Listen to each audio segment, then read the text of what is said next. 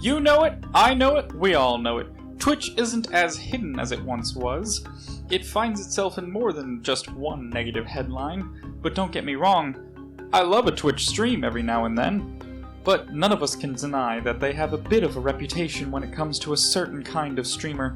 The kind of streamer that you wouldn't want your 9-year-old to see.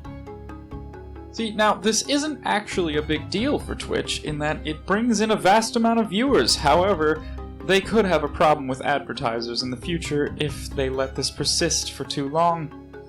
If they don't take some measures to stop the eventual transition into a much more provocative version of what they have now, streamers that have been banned, such as Zoe Berger, were on the chopping block for a while, as it only took threats from advertising to get them to do something, and they had to move on to somewhere else. Twitch definitely hasn't been shy about banning in the past, but when it comes to a certain kind of streamer, they tend to favor them unless they did something absolutely outrageous. They would get a pass to continue to have actual butt cams or other cameras directed at explicit parts, seemingly like the people were all around were okay with it, as long as they kept the people coming back. Well, all that has changed, or at least some of it has. They have very recently sent out a tweet about their updated terms and conditions page, where they say, and I quote, "We are shifting from a garment-specific policy to one based on a standard level of coverage." Now, what this actually means, we have yet to see, but from reading for more of it, it seems to be addressing most of the situations that the more provocative streams find themselves in. As in, can I keep having my private part cams? And to that they say, no nipples! They also have a part where they say, the outline of the private parts cannot be shown either, so no more camel cams! Yeah. But in another section, they also say that certain situations allow for them to break these rules, such as IRL streaming.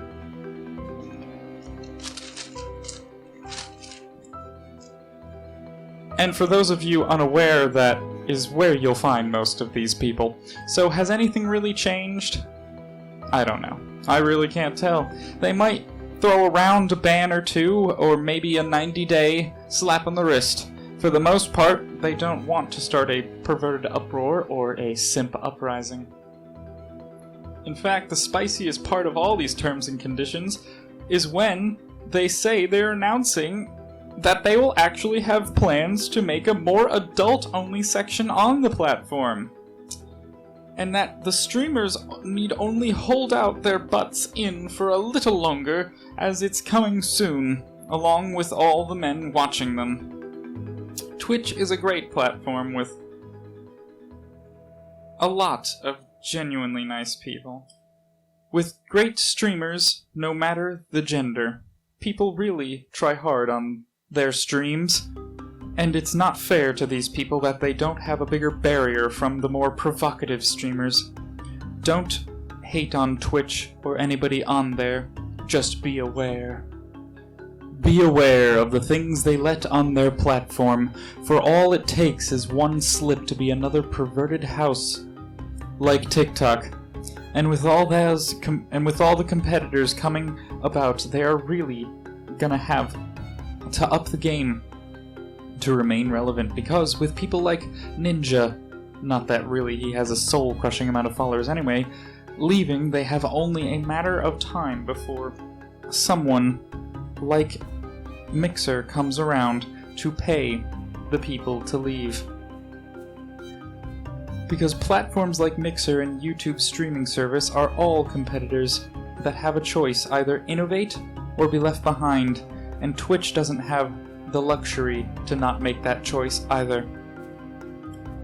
Now, Mixer doesn't have the biggest platform compared to Twitch, and YouTube definitely has some work to be done on. Therefore, it can be really hard to compete, but it only takes a short time for Twitch to be left behind. The more provocative streamers own a huge pull for them, and frankly, would they be where they are without them? We can all speculate as to what this more mature part of Twitch would be, but should we? They have a big choice to make here. They can either be known forever as this adult safe haven for mature, more type of people where guys are willing to jerk it for fun. Or they can be a safe space for children. It is very hard for them to have both reputations, but it'll really take time for them to definitely flush out that choice. Now, Twitch is a great platform, and I've said this before, Twitch definitely is a great platform, and so is all the other ones like Mixer and YouTube streaming. But they all have this online reputation, and that is one of the most important things to a platform, is their online reputation. Because they are where that is, online. I mean, look at how many people went away from PewDiePie after the Wall Street Journal, a major reputable source, had said that he was a racist. You see bunches of people flocking away, but of course they all come right back because they see that it's just bullcrap claims that they can all get around. But the fact that this happens in the first place, that's what we can't get around. And definitely with today's sensationalist media going around, not that everything out there is completely sensationalism, it's just that we have a choice to get the bait clicked on or not, and for them the choice is mainly easy. How do we make this money or not? How do we bring food on the table? So when they make that choice, they choose to put up the clickbaity titles to get that advertiser revenue, because that's what brings in the viewers, and the more viewers who see the advertisements is what they want.